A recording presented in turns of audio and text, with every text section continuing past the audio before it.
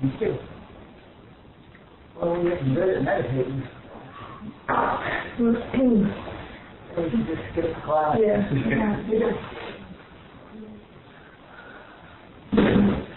Probably a lot more good stuff is happening during the meditation anyway.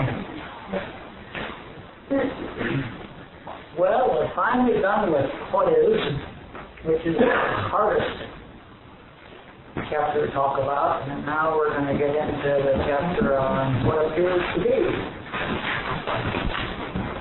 So, are there any questions or any comments, or anybody want to do anything before we just dive in?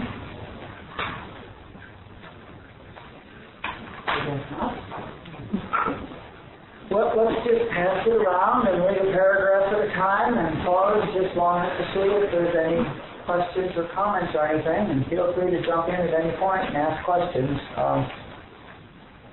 This is chapter 4, what appears to be, starts on page 52. This is the other hard chapter, really.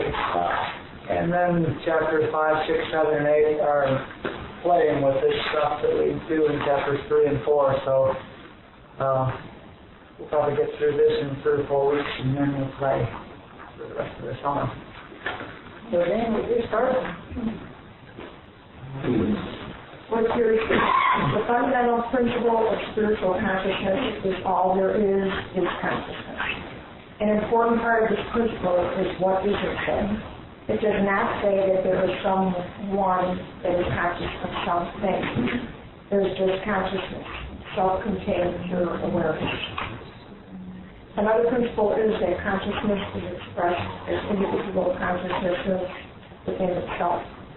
We experience this expression as creation. Creation is not something separate from consciousness. It's an aspect of consciousness.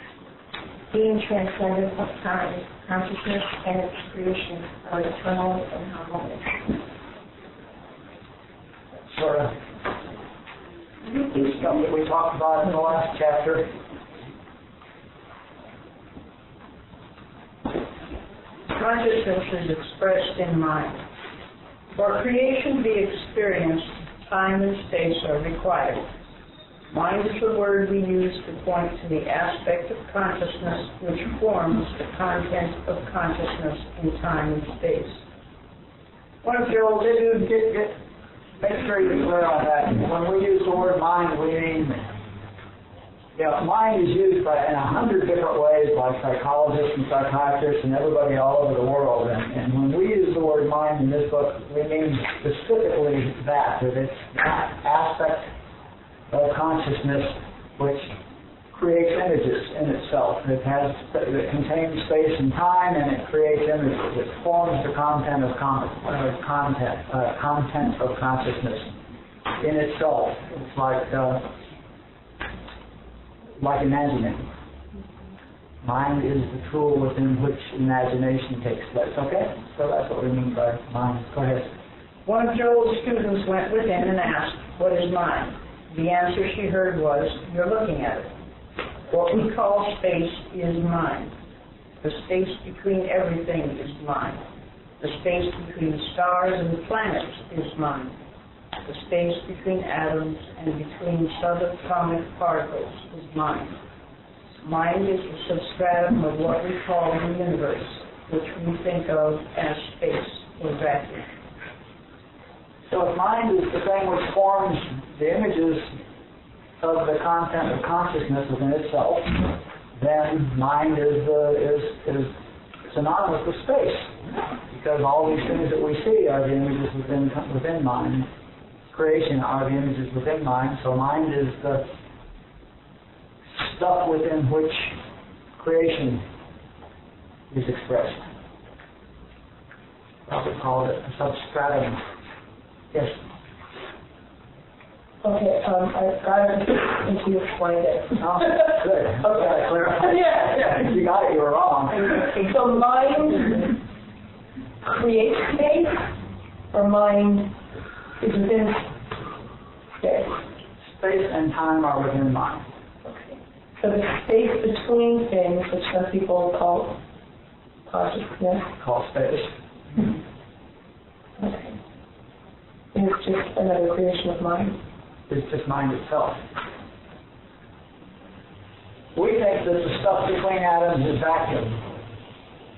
We call that space. And what this is saying is that that vacuum or that space is really just mind. That everything, that all these objects are scattered around in mind, not in space. Or that the space that they're scattered around in is really your mind. And let's try the next paragraph, which getting back to dreams, which helps pinpoint it a bit. We can look again at dreams to help visualize this. Someone might have a dream filled with people, rocks, stars, oceans, any sort of thing. Yet all these things are expressions of the dreamer's consciousness. Within the dreamer's consciousness. It's a self-contained dream, consciousness containing consciousness. There is no substance to it, nothing to it except consciousness. Everything in the dream is consciousness. The matter is consciousness. The colors are consciousness. The smells are consciousness. The hardness and softness of things is consciousness. It's all consciousness, a dream. And the dream, the creation of the dreamer's subconsciousness appears to be experienced by the beings within the dream, usually including a form with which the dreamer becomes identified. We can talk about different aspects of the dream, different things in it, different happenings in it, but it's all just a dream. An expression of consciousness, a function of consciousness, created out of consciousness that has no existence outside of it. We can think of creation as consciousness dream, formed by an aspect of itself which we are calling mind. Creation is experienced within mind by the individual consciousnesses that appear in it, as our dreams are experienced by those within the dream. Stop there. Yeah.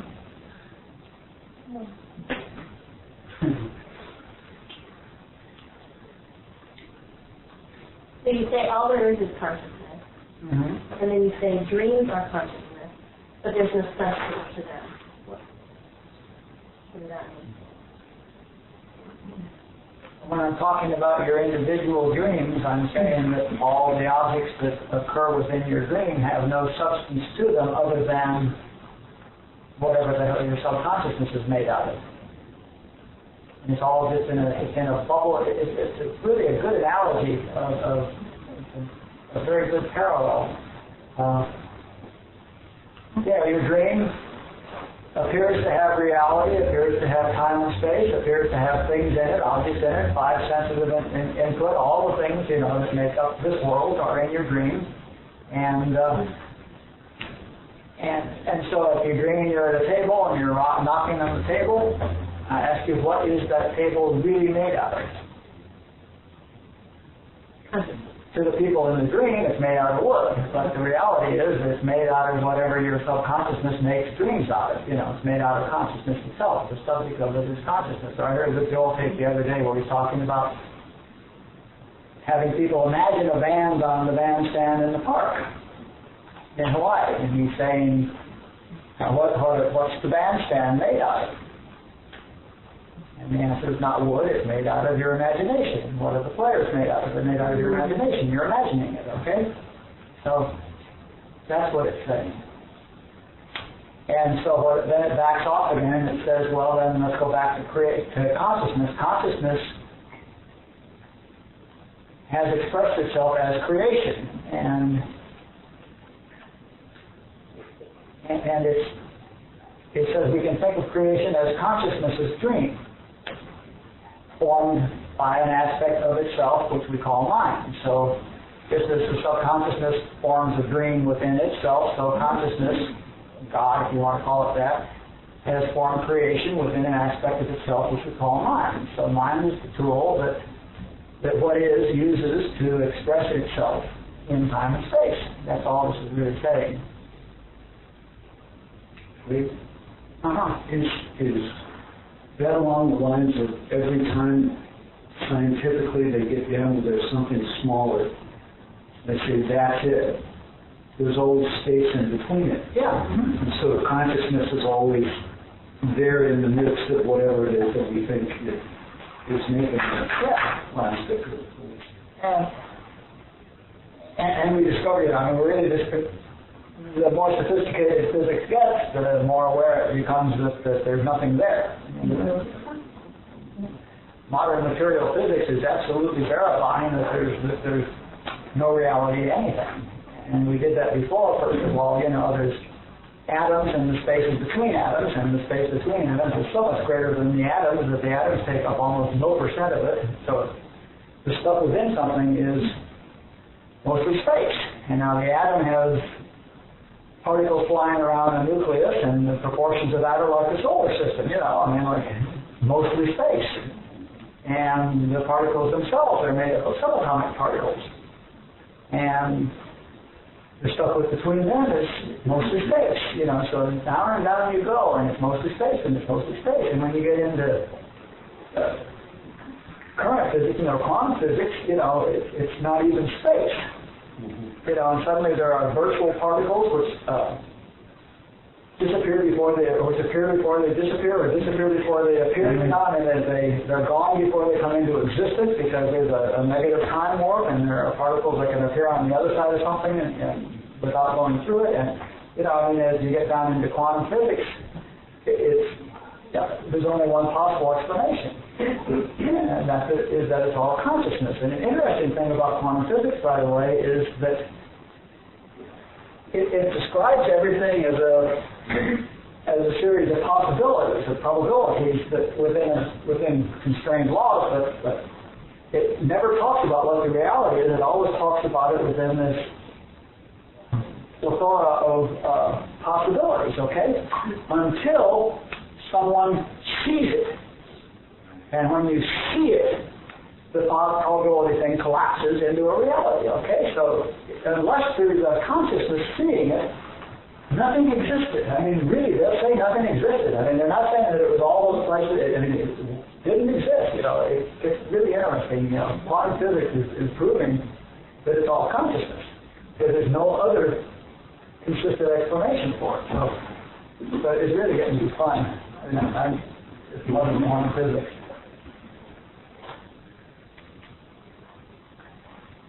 So, anyway. I have a question. If there's no consciousness outside of itself, how do we know? How do we know what? What there is, really. I don't see how the two halves of that go together. But there's how we know what.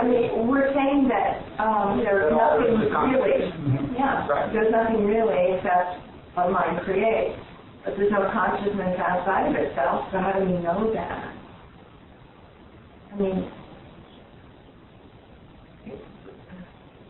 There's an other side of consciousness. I guess there couldn't be. That's all there is. We don't know. Yeah. Wouldn't it be more accurate to say we don't know if there's anything out there rather than there's nothing? I said all that. The whole first three chapters were about the transcendental realization, which is that all there is consciousness, and that's a realization that when you realize it is true, and when you don't realize it, then you've got your intellect in here instead of leaving your mind at the door with your shoes. The intellect got involved. Now there's no way that it can be demonstrated. All I can say is that every sage that has ever existed and written his thoughts has agreed on that one point, that all there is consciousness. Well, then there's no other side. I just realized. There's no other side. There's no this side. There's no side to consciousness. Right. And your question really boils down to is, how can we know there's nothing other than consciousness? And the question is, how can we be conscious of something other than consciousness? And that's sort of a difficult thing to sort out, isn't it? I'd like to try. Yeah.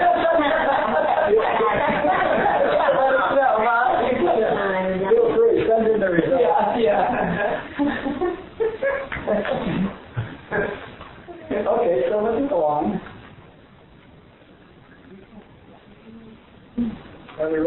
one? There is only one mind, the faculty of consciousness, which forms its contact in time and space. We spiritual beings playing the game of having human experiences also participate in mind. It forms for us the content of our individual consciousness as our individual human experience. Now that's the basis of the axiom and the script and kid work that we talk about, that whatever I experience is picturing the content of my consciousness. Mind is totally impersonal, and it forms the content of the consciousness that's using it as a tool. And we as individual consciousnesses see the content of our consciousness, and God presumably sees the content of God's consciousness, or what is sees the content of what is his consciousness. Mind is just a tool. And that's the basis of that spiritual axiom that underlies all of the infinite way and everybody else's teaching as well, that my experience is the outpicturing of my consciousness, and that's the important axiom in the script work. The important axiom, taking 100% responsibility.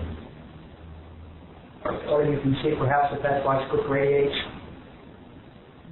That's what radiate means, or it doesn't really mean radiate, it means that mind forms it.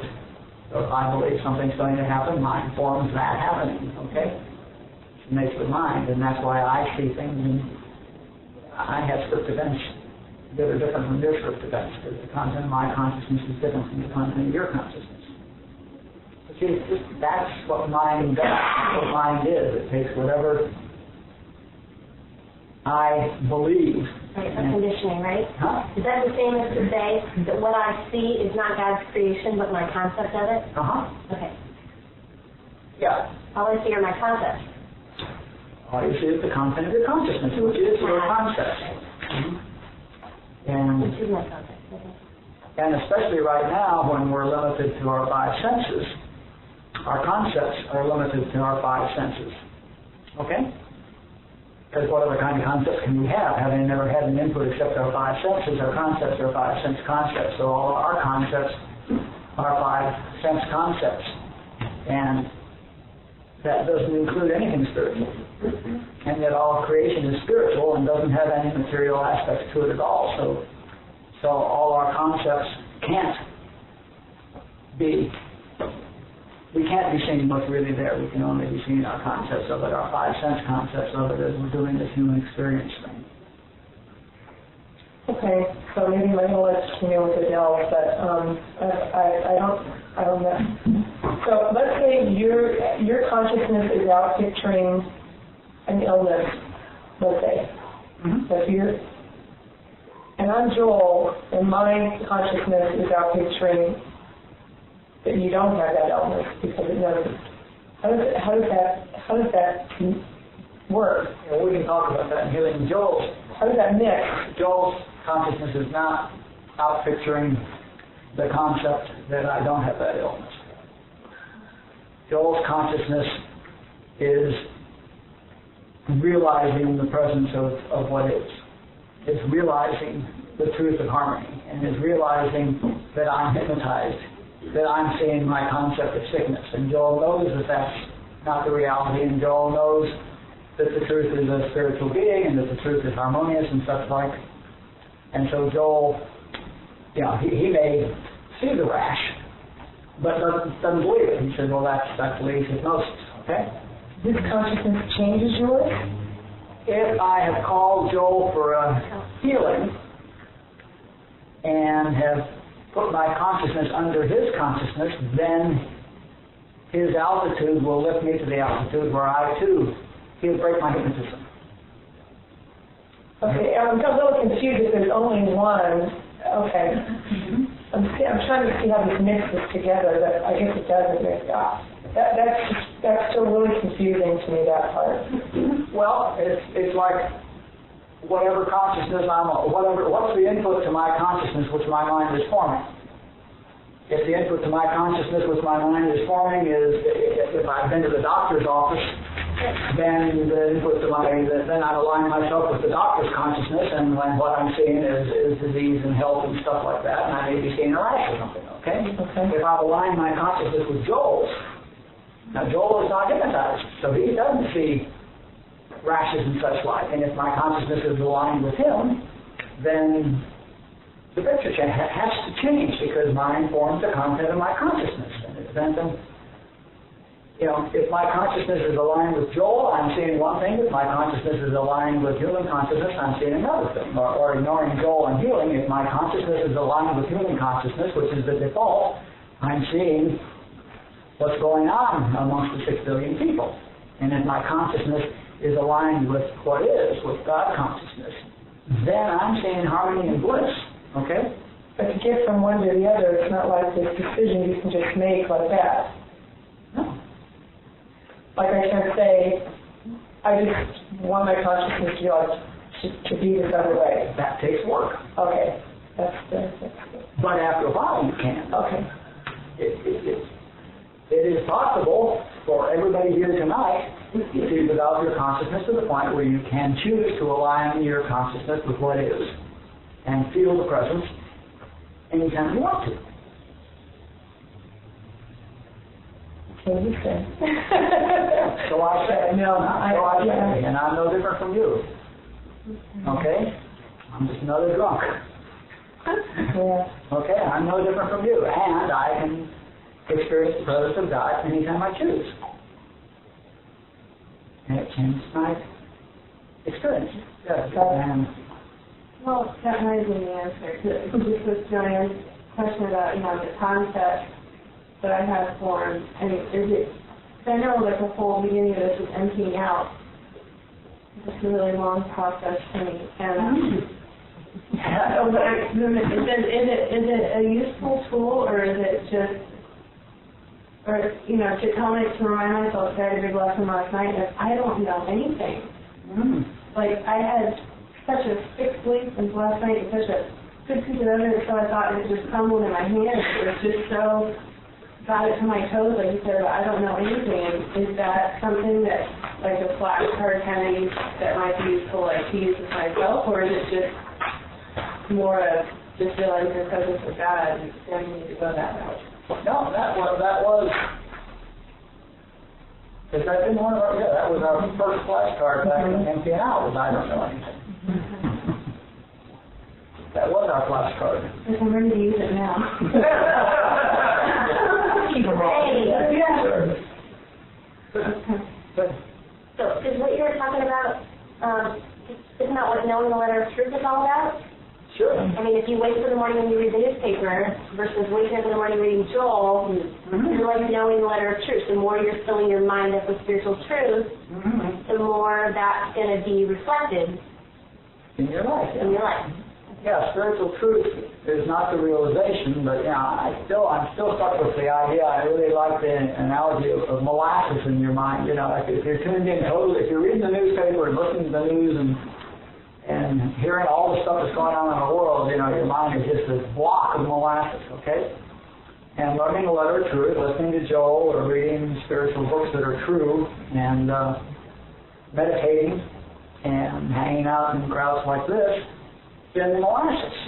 And they begin to open a pipeline.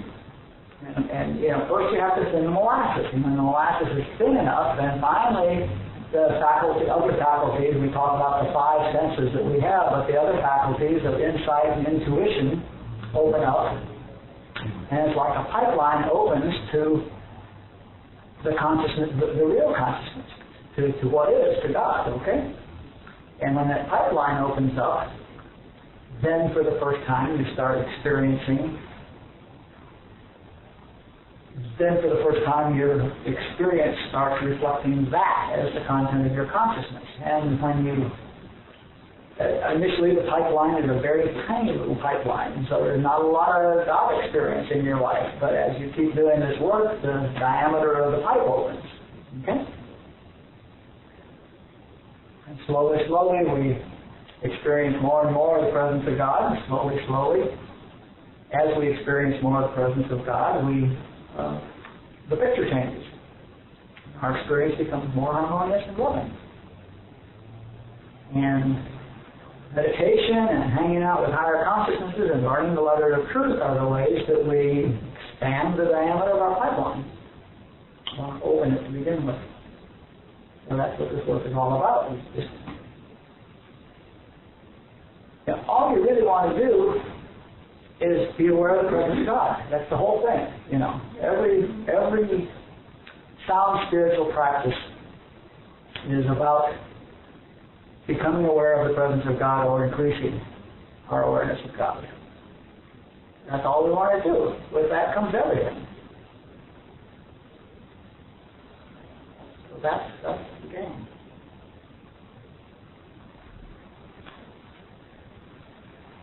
Next paragraph. We, the human experiences, are forms within mind, experiencing ourselves and other forms within mind. We experience ourselves as having five senses, so our concepts of what is expression are in terms of our five senses. Therefore, we experience what is expression as being material. This is what matter is one form of mind means. Mind is unconditioned. Let's stop there. Make sure people got that. That's the point. Remember we talked earlier about there being material consciousness and then there being mental consciousness? That's the point at which that happens. You see that.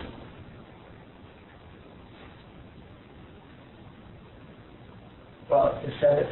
Wait, so we're saying God is material, but saying everything is a material, so God is in a material thing? That's our concept. We're seeing, God is spirit. Well, let's get personal. We are spiritual beings having a human experience, okay? So you're a spiritual being, and I'm a spiritual being. But I see a material being, and you see a material being. And that's because we are conditioned by dealing with our five senses to see material things, okay? But that's what I mean by concept. You have a material concept of your own body. And you have a material concept of my body. And vice versa. We see stuff that makes sense with our five senses because that's what our conditioning is. Our concepts are all in terms of five senses in this world.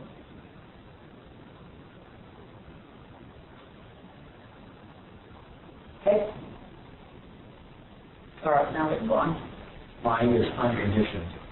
The nature of anything is the nature of that from which it is made. A clay pot has as its nature the nature of clay. The nature of a wooden desk is wood. A wooden bowl's nature is wood. A wooden door's nature is wood. The nature of all that, what is expressed as must have, has its true nature, the same nature as what is consciousness. So the nature of everything, if it's made out of consciousness, is the nature of consciousness, whatever the nature of consciousness is.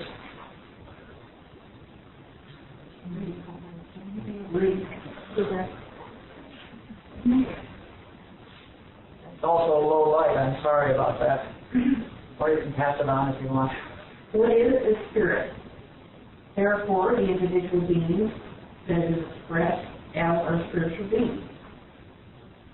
Incorporeal being. Immaterial being. There is no materiality in what is.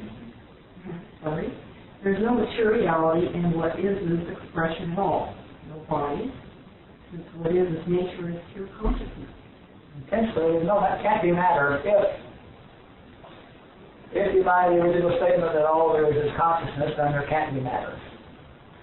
There can't be anything material. The only reason why I'm experiencing this table in myself is because I'm conditioned to experience it. Because you think you're a human being. So what happens if I uncondition myself? I'll start seeing nothing. I hear the question. No. Underlying that whole statement is that you've identified with the body. You're saying, what will I see if I'm unconditioned? Well, if you're unconditioned, you're not that body-mind. And so the five senses that you're now using to see and hear and all that with are not what you consider to be your senses. If you were unconditioned, you would be the spiritual being that's having a human experience. So you're a spiritual being that's having a human experience, and you've identified with the human experience. Exactly as when you have a dream at night, and you're in the dream at night, you identify with the you in the dream, right? And everything that's happening to the you in the dream, you think is happening to you, but you're asleep in your bed, okay? In exactly the same sense, the spiritual being, which you really are, has identified with that body. And now that body is saying, what will I see if I wake up? Well, the answer is in the dream, nothing, because you won't be there. The spiritual being. Okay? So the problem with these questions is the implicit underlying assumption is wrong. Were you able to completely disengage from your body, then you would see everything entirely. Then the eyes of the body that you are associated with would continue to see what it's seeing, but you would never confuse that with reality. You would recognize that. If you were having a lucid dream, consider having a lucid, you know what a lucid dream is? Yeah. If you're having a lucid dream, then you're wandering around in the dream knowing that it's all a dream. Okay? Same thing. So a lot like the psychedelic experience when you get that one glimpse. And it's some of the shit but it still is. Well, no, yeah, that's true. It's the breaking the door of perception. Yeah, when you're on acid, you know it's not real, but it sure is fun, you know. I mean, and you're aware that that's not what's happening, but who cares? This is not happening. Yeah, right, sure. Sure, that's what it is. Joel kind of is an as, Yeah. God appearing as Lee, Yep. God appearing as Patrick. Yeah. Joel says the most important word is God is. Is, and that's where ising comes from. And his next statement, the second statement that the infinite way is based on, is God is appearing as impersonal individual consciousness. And we'll talk about that at some length as we get on through here. But that's what it's saying. And everything. And we tend to limit that to impersonal individual people consciousnesses, but no, everything is an impersonal individual consciousness at different levels of, I'm not going to say that. Almost at different levels of vibration, but that's such a buzzword, and I don't know what's vibrating. But at different levels of apparent solidity. Okay. Robert talks about not identifying with any object. So Robert talks about not identifying with any object. Sure. Which I like that. Even beyond saying, not because I've heard body mind a lot.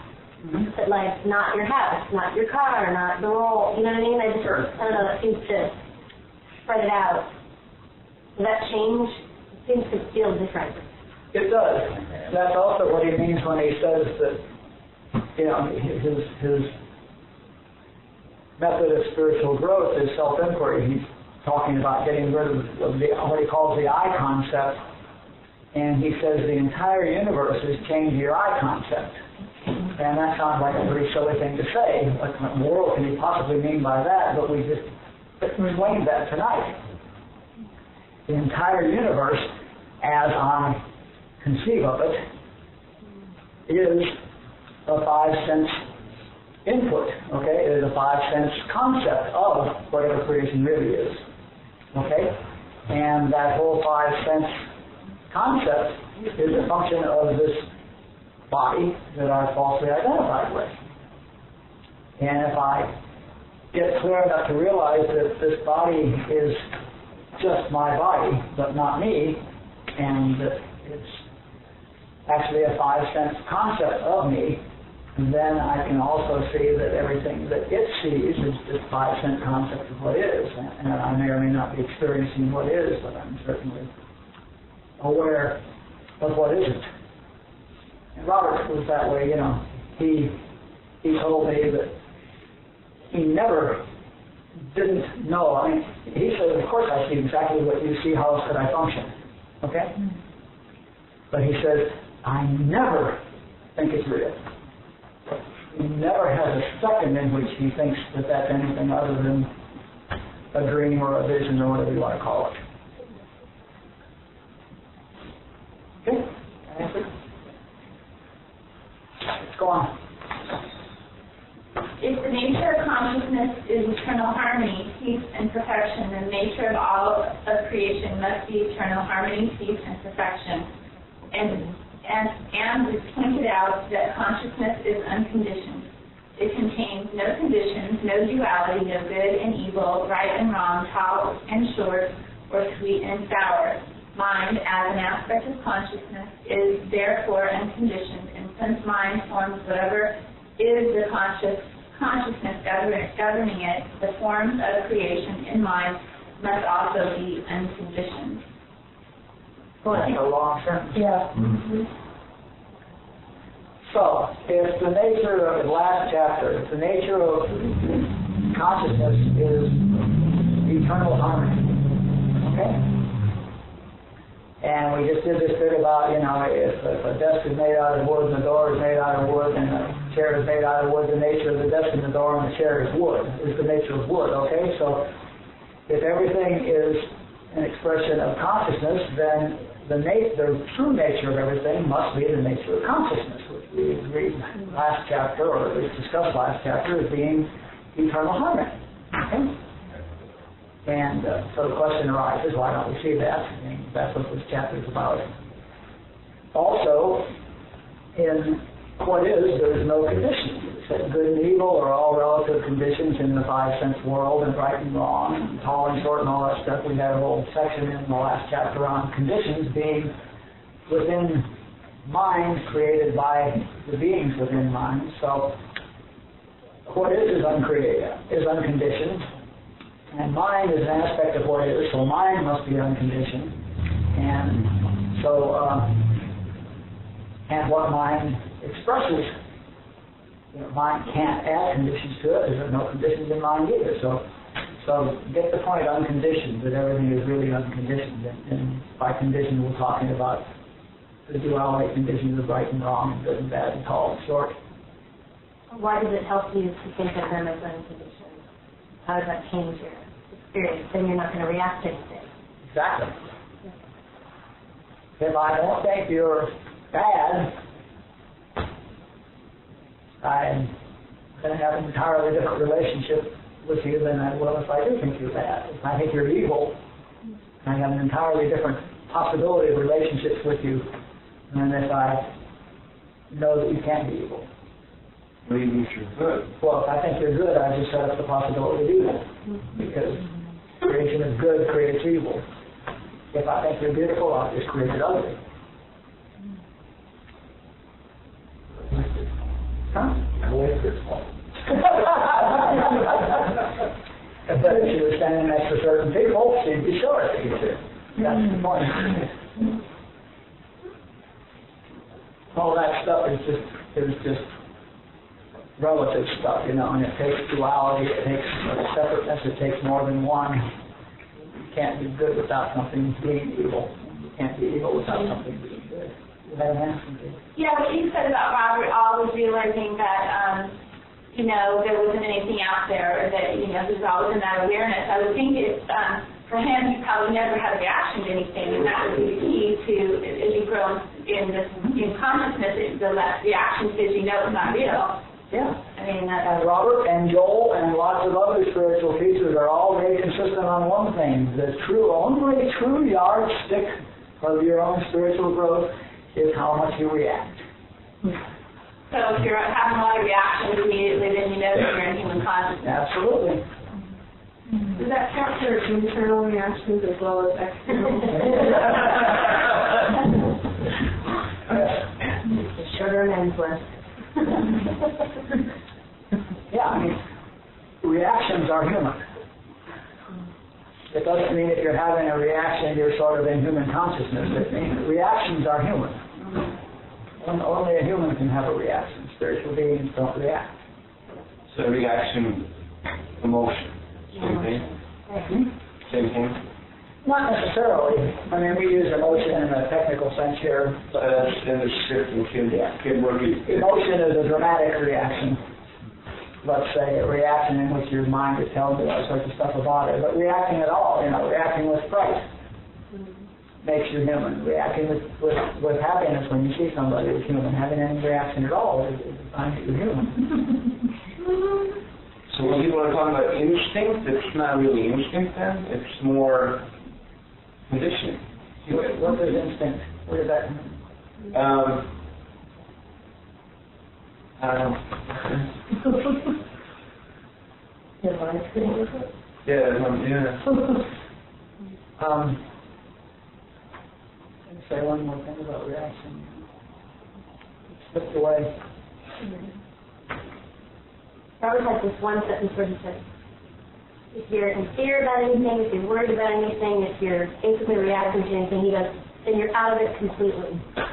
Oh, for you script people, I remember what it was. Okay. Step 6 in the script work is drop all concern to step 5, and step 6 is living in God consciousness, and she says that God consciousness is characterized by the expression, is that so? And you see that is that so is the non-reacting expression. See how that ties together? If something happens and I say, is that so? That's if I don't believe it. That's the transcendental consciousness, you see? So the sixth script step really is transcendent.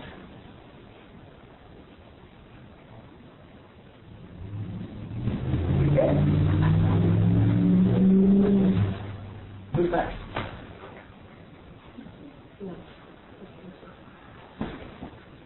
We can consider the projection of a movie onto a movie screen. The content of the film is what is projected. The projector adds nothing to the movie. It merely forms what's in the film on the screen. Whatever the images on the screen are considered to be, whether the images on the screen are considered to be good or bad, happy or sad, is added by the viewer of the movie. Similarly, none of the forms within mind is good, evil, right, or wrong. This may not be our experience at the time, but it's a truth that must be accepted. If we start at the top and proceed downward logically, as we've just done. So just like any reaction you have to the movie on the screen is clearly your own. Do you agree with me that? But what's happening is light flickering on a reflective surface, okay? I mean, there's not even people up there, there's not drama, there's not legal, there's not war. All that's happening on that movie is colored lights flickering on the screen with audio background, okay? So any reaction you have to that is clearly your stuff. Exactly the same way, any reaction you have to this is your stuff, okay? Mind didn't make it good or evil or right or wrong, just like the projection didn't make the stuff on the screen good or evil or right or wrong or nice or nasty. And mind didn't make the stuff out there nice or nasty. You make it nice or nasty when you do it.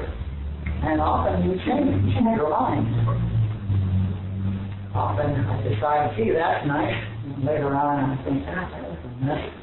And I think, wow, that's a mess. And later I say, boy, that was nice. If you label things, you will often find that you've mislabeled them. Which clearly shows that it's your own thing. It's beautiful until you get up close. Or it's ugly until you get up close. Okay?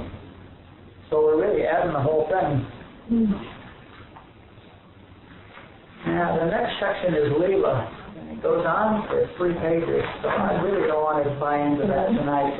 Let's stop here.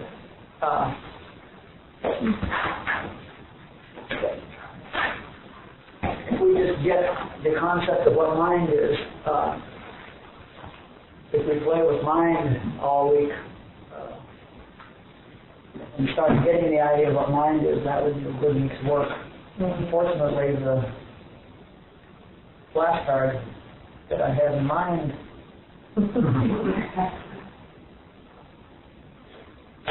Go ahead. well, we're going to need a bunch of flashcards for this chapter anyway, but the flashcard that I had in mind is there is no good and there is no evil. That works all right with the conditioned mind.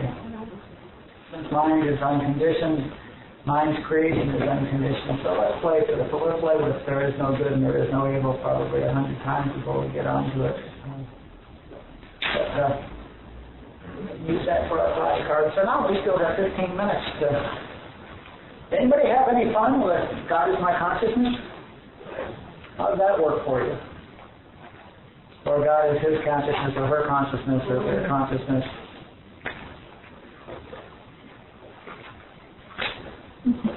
One head nod. Guess you're the only one that used it. Works for you? Good.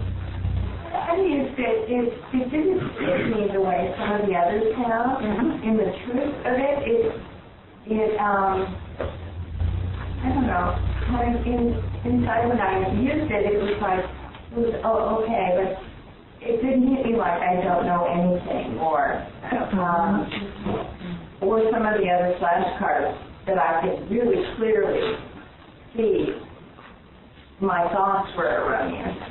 I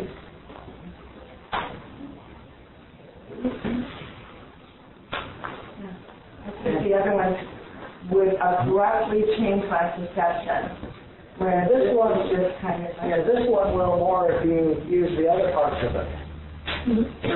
God is his consciousness, or God is her consciousness, or God is its consciousness. If you use those parts of it, then it can be abrupt, because you're sitting there looking at some fool who's tirade at you, and you remember that God is his consciousness. That would be us. Because God is my consciousness, you never really believe that. Nobody's buying that. There was a hand over here first. What you just said is kind of reminded me of where it worked more for me, which was in the instances when I found myself wanting to judge people's situation, and that definitely, and I used it quite a bit, talking to my mind.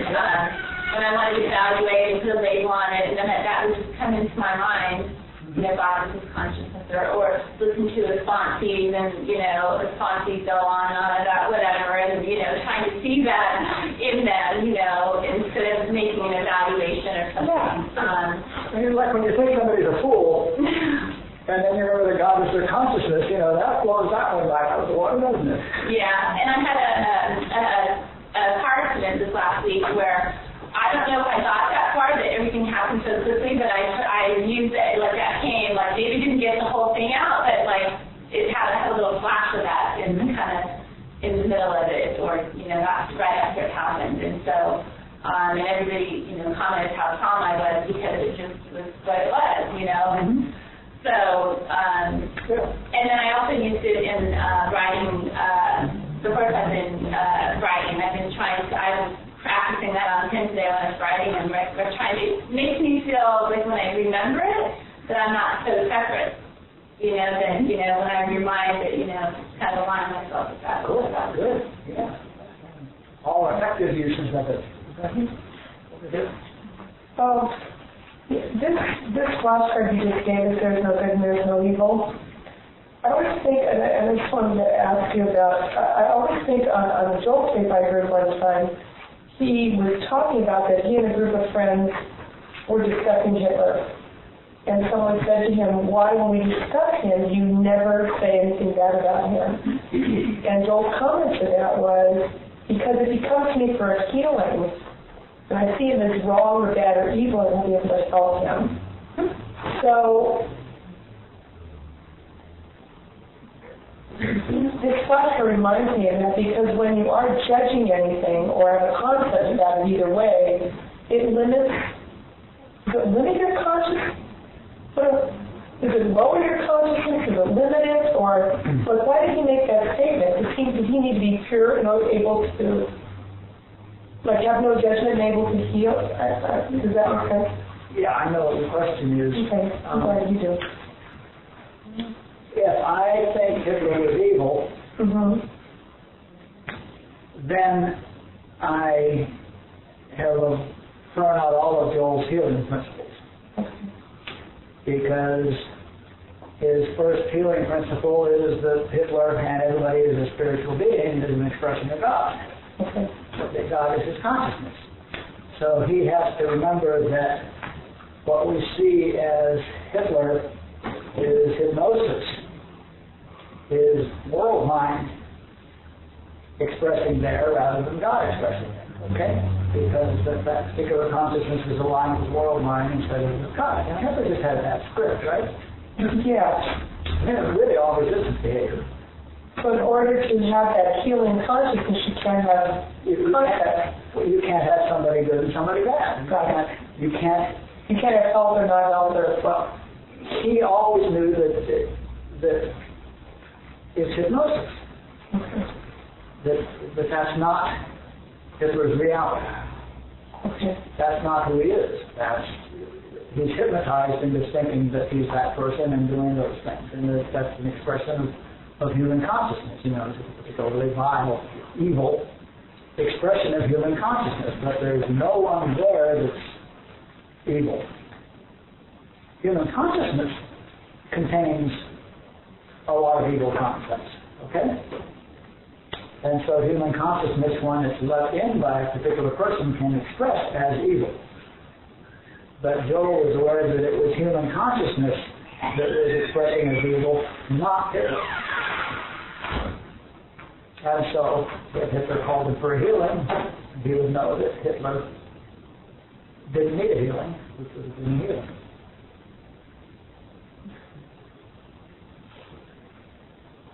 Believing that there is evil, would it be feeding into more of a negative, like more energy just spent on that, like creating something bigger than... Absolutely. Feeding it. Yeah. Yep, it's our belief in good and evil that sustains good and evil. It's a script. It's our belief in our script that sustains script. It's our belief in good and evil that sustains good and evil. It's your belief in good that sustains evil. It's your belief in beauty that sustains ugly. As well as your belief in evil and your belief in ugly, But I mean, the fact is, if you've got one end of the stick, then the other one's there. You can't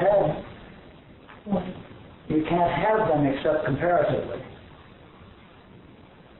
I have a thing with the flashcards too. At work, this coworker's been caught in this big lie, and everyone's all fanatic about it. And I'm just like, does it matter that she lied? I mean, I don't know. It just helps with fear as everything's a lie. It feels like. So I mean, she just lied. She lied is absolutely irrelevant. True. I mean, whatever. That is absolutely irrelevant. I agree. Yes, you're backing up nicely. Transcendental consciousness is just half a step backwards. It's just taking a step back and looking at it instead of reacting. Hand over here. Yes. There's a kind of duality in believing anything, even, like why I still look for the answer, why are we here, why are we here? If I believe that, we're going from lifetime to lifetime and learning lessons, can't there be like an version of that? Certainly. That wouldn't be the ultimate. It would be a little clearer than trying to find the meaning. Or even believing, what you do go from one lifetime to another, can it doesn't matter what you do or not? Certainly doesn't. Now, believing means that you're trying to select between concepts. It's like, And they're all wrong. the duality. And they're all wrong, yeah. So all that stuff's locking you into duality. Believing is choosing one of your concepts to pursue for a while.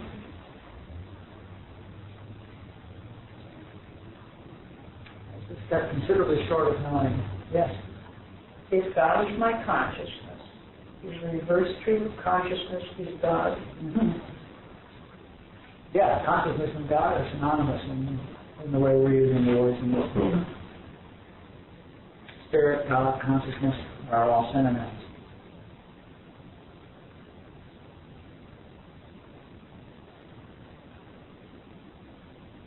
But it doesn't make you God. One of yourself.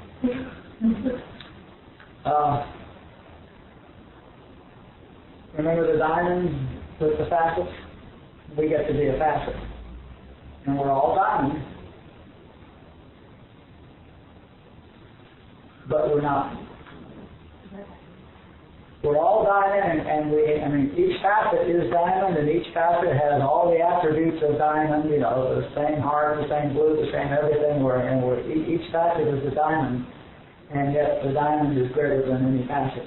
Okay, so God is expressed as individual consciousness, or let's say consciousness is expressed as individual consciousness.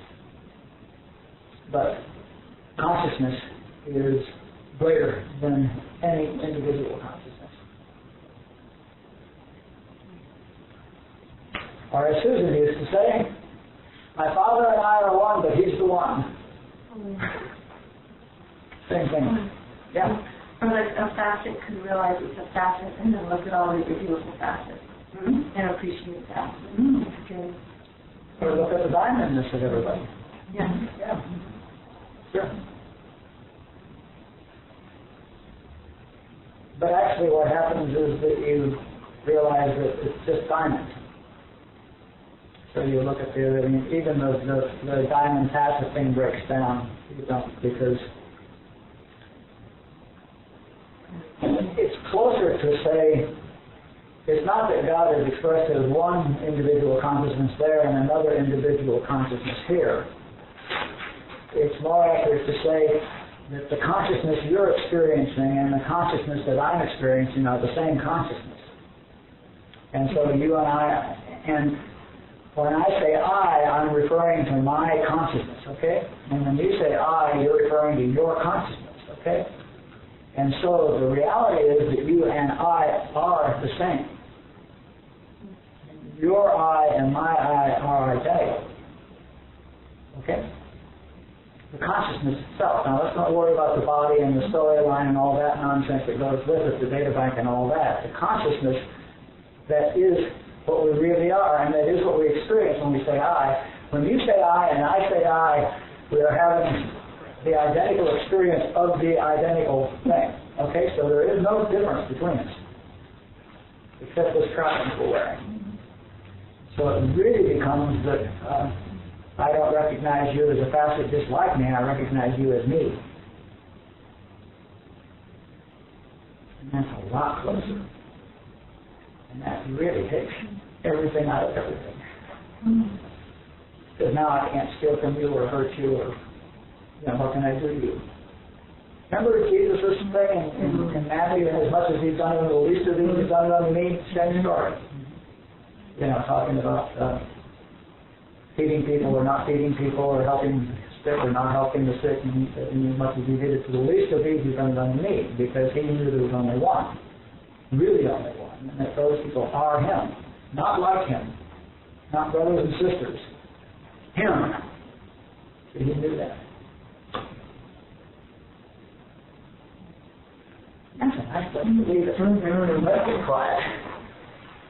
Let's get down there.